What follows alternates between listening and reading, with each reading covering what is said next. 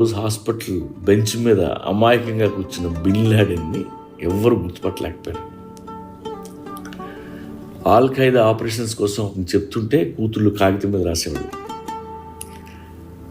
ఆ టైంలో all Qaeda బలహీన పట్టడం, కొన్ని ముస్లిం ప్రపంచంలో దాని ఆదరణ కోల్పోవడం గురించి ఎక్కువగా బాధపడేవాడంట. ఒకసారి ఆల్ ఖైదా పేరు కూడా మార్చాలని ఆలోచించాడు. తన పిల్లలు మనవలు స్కూల్కి వెళ్ళే అవకాశం లేదు, సో తానే అందరికీ పాఠాలు చెప్పేవాడు. ఇంటర్నెట్కి కనెక్ట్ కాని కంప్యూటర్ ఉండేది. ఏదైనా సమాచారం చేరేయాలంటే యూఎస్బి డ్రైవ్స్ వాడేవాడు.